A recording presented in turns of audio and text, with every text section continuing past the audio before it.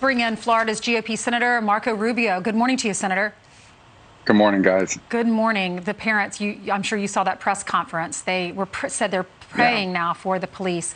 Their son, they said, will never walk again. I hope we can all pray for him that a miracle does happen. What's your reaction to all this as we wait for the results of the investigation? It's all terrible. I mean, you never want to see anybody shot and hurt that way. I think we also need to wait to know all the facts about that incident and not jump to conclusions in one direction or another.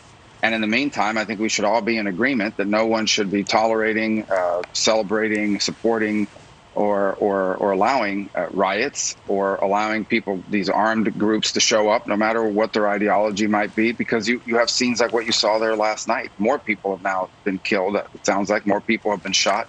And it's just a terrible, toxic brew that is being allowed to continue in city after city. And it's a terrible tragedy. I think we should all be united behind the idea that rioting and or showing up like with all these guns into the street there to sort of act as a militia is just not acceptable behavior. It's only going to lead to more violence and more suffering for more families. It's just amazing, too. Yeah, Minneapolis, after George Floyd's death, they were riots, and the Democrats are all over that. This, Democrats will talk about. But they will not talk about what's happening in Seattle, will not talk about what's happening in Portland, not talk about what's happening in Chicago. Or New York, for that matter, in terms of the rash of shootings, which you might not even know about, doesn't get much publicity. Why is one party concerned about the violence and other party not? Yeah, I don't have an answer to it other than to say that because they think or suspect that the ideology of some of the people that are out there doing this aligns with theirs, they don't want to be seen as taking them on. I think there should be a consensus position in this country that burning things down, attacking courthouses, shooting at police officers, rioting, arson, vandalism, none of these are appropriate responses to whatever quarrel or complaint you might have about our society. We're a nation that has rule of law.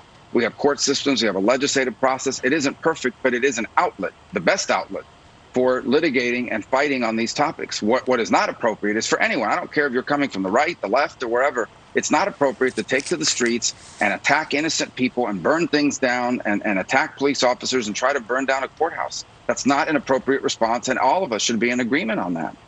We're going to have more on this throughout the morning and the afternoon and all day long here on Fox. In the meantime, let's talk about last night at the RNC. It was night 2. You know, Senator, we had heard that given the fact that the President of the United States used to be on a reality show and it essentially is a producer at heart, there would be a TV surprise every night. And so the first night was he introduced us to a handful of people who had been taken hostage around the world and how his administration was able to get their release. And then last night, we were introduced to a bank robber who he pardoned on the spot after he dedicated his life to helping the lives of ex-cons. And then last night as well, in the 10 o'clock hour, we got a naturalization ceremony. And he welcomed 5 new citizens. He took pictures with them. They showed their certificates. They had little flags. Here's the president congratulating them in the moments after they were sworn in as brand new American citizens. Congratulations to everybody. Thank you. With the rights and freedoms each of you now enjoys as citizens, there is no dream beyond your wildest reach, because Americans can do anything.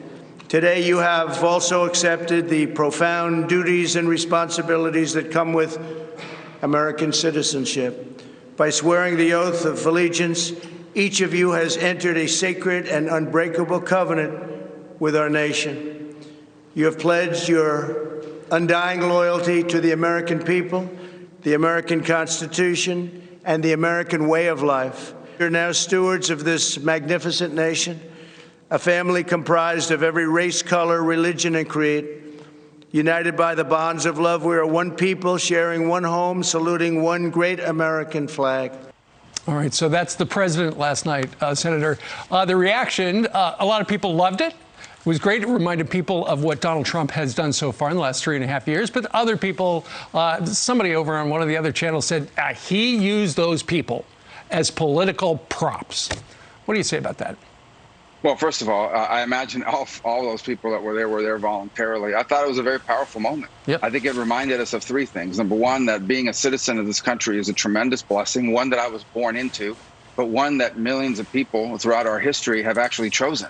In fact, I find that some of the most patriotic Americans, the most appreciative Americans, the most active Americans are the ones who actually chose to be Americans because they know how valuable it is. It was also a reminder that we have a process in this country by which every year hundreds of thousands of people become citizens, and they come from every corner of the globe, of every race, of every religion, of every ethnicity, and no other nation can say that they have. I mean, the great thing about America is American is not a race, is not a skin color, it's not a religion, it's not how your last name is pronounced. American is an identity rooted in the equality of opportunity for life, for liberty, to pursue happiness. It's unique among the nations in the history of the world, and I hope last night was a reminder of how special that is. Yeah, Melania even hit on that. She said that we're all one community, and she said, compromised of many races and religion, we are one nation under God. We need to cherish one another. Many people are worried about paying their bills in the future because of Corona and having to shut down their businesses, and we see all the looting. Where do we stand with this next relief bill? Well, I think we're going to take another shot at it. We're very close to having a bill that Republicans are prepared to move on, hopefully as early as next week. Unfortunately, right now, it appears at least that the leaders of the Democratic Party in Congress, Senator Schumer and Speaker Pelosi, have, at least for the moment, decided that electorally it benefits them not to do anything at all. They think that, the more people are hurting, the more it helps them in November. I hope they'll change their mind. I don't think that reflects the feeling of the rank and file Democrats. I think if it was up to rank and file Democrat members of the House and Senate, they'd want a deal too, but they're being held back by their congressional leaders, who I imagine are coordinating that with the Biden campaign. Senator, with the PPP, it was to sustain business while we try to get a hold of this virus. And thankfully, I think the virus is going down in the case of 22% across the country, although there's some hot spots in the Midwest, and they're not out of the woods in California. But if you look at small business, time's running out. And they say that according to a small business survey, 1/5 of all small businesses will go out of business if conditions don't improve. We're seeing it in New York on a daily basis, and things have improved. Do people understand we're up against the clock? And what is your message to small business waiting for business to come back or them to open up? Yeah, we've got a great plan for a second round of PPP. It's targeted to the businesses that have been most hurt. It will allow them another shot at retaining their employees and paying some of these overhead costs. Unfortunately, I think if it was a bill all by itself, it would get 90 votes in the Senate. Unfortunately, it's being held up. They're not allowing it to move forward on its own. But I'm confident of this. If we do something, if we do a next round of assistance, PPP will be a part of it. But if we don't, then we've got to really push hard to have it pass on its own. What's the holdup? Could I ask you? What is the holdup? Well, the holdup is that they don't want any bill to move forward. In essence, what they're saying is, we want PPP, the Democrat leaders, but we're not going to let you vote on it on its own. In essence, it has to be a part of something broader that includes money for state and local governments. The $3 trillion plan that they passed out of the House. They're saying it's everything they want or nothing at all, and that includes nothing on PPP. I hope that will change. I hope we can get a deal. We're ready to go on another round. We need another round. Small business needs another round of PPP. Right. And in fact, Mark Meadows, the chief of staff, was on Capitol Hill. He tried to get in to talk to Nancy Pelosi, saying, look, let's make a deal, get it out there. But they declined. So let's see where we go. Before you even meet with them.